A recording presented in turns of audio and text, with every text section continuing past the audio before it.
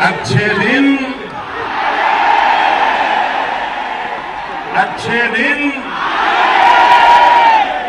वाह।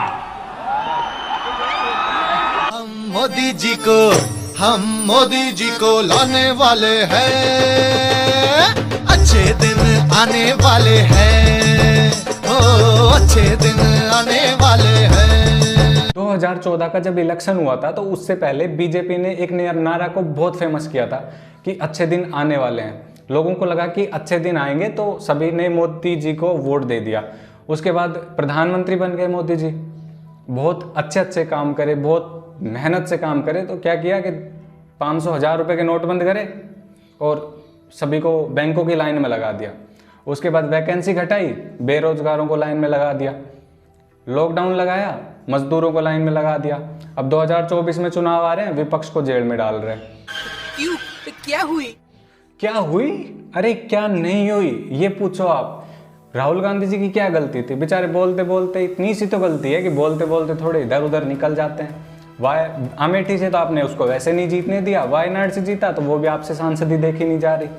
हुआ क्या है पूरा माजरा मैं आपको बहुत सरल भाषा में समझाने की कोशिश करूंगा, तो वीडियो को एंड तक देखिए। 2019 के आम चुनाव चल रहे थे तो कर्नाटका के वेलोर में राहुल गांधी जी भाषण देते देते थोड़े इधर उधर निकल गए।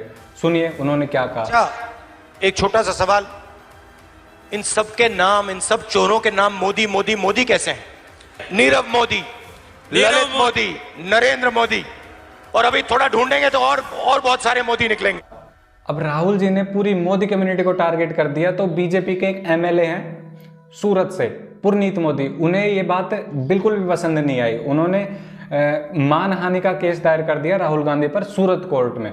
अब ये कोर्ट ने कहा कि भाई राहुल जी, अब ये क्या बात हो गई कि आपके हिसाब से तो सभी खंडेलवाल किराना वाले हो गए, सभी मल्होत्रा कपड़े वाले हो गए और सभी गोस्वामी पत्रकार। फिर क्या था, कोर्ट ने सजा सुना दी राहुल जी को, 2 साल की तो जेल की सजा सुना दी, 6 साल तक वो चुनाव नहीं लड़ सकते। इसका मतलब क्या हो गया कि 2024 और 2029 के चुनाव नहीं लड़ सकते। प्रधानमंत्री का जो सपना था वो शायद टूटता हुआ नजर आ रहा है। और तुरंत प्रभाव से उनकी जो वायनाड से जो वो सांसद थे वो भी सदस्यता समाप्त कर दी। जिस व्यक्ति को आप देख रहे हो वो राहुल गांधी नहीं है, वो आपको दिख रहा है। बात नहीं समझे आप? हिंदू धर्म को पढ़ो, थोड़ा शिव जी को पढ़ो, समझ आ जाएगी बात। ऐसे मत, हैरान मत हो, हैरान मत हो। राहुल गांधी आपके दिमाग में है, मेरे दिमाग में है ही नहीं। राहुल गांधी बीजेपी के दिमाग में है, मेरे दिमाग में है ही नहीं।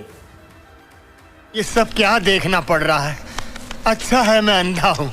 अब सवाल ये उठता है कि अगर राहुल जी जेल चले गए तो विपक्ष में सबसे बड़ा नेता कौन बचता है? अधीर रंजन चौधरी। बीजेपी वाले तो उन्हें कंपटीशन में नहीं गिनते।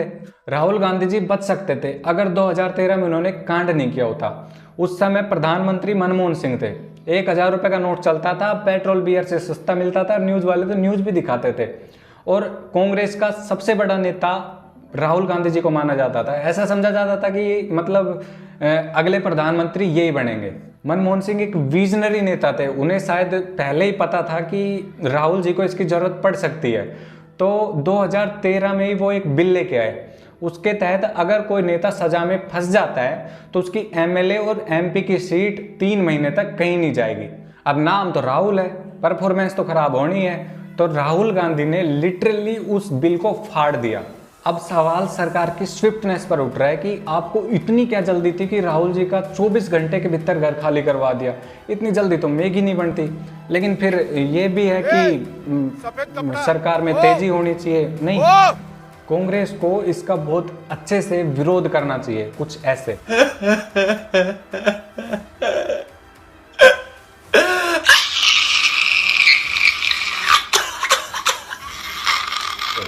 क्या सरकार 2024 के चुनाव से पहले विपक्ष को समाप्त करना चाहती है? एक बात कही जाती है कि एक मजबूत लोकतंत्र वो होता है जिसका विपक्ष मजबूत होता है।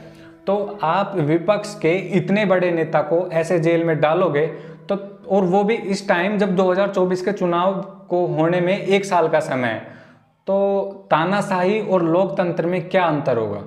अगर ऐसा ही चलता रहा तो लोकतंत्र खत्म होने से कोई नहीं रोक सकता। मोनोपोली हर चीज की बेकार होती है, तो हमें कोई तीसरा ऑप्शन भी कंसिडर करना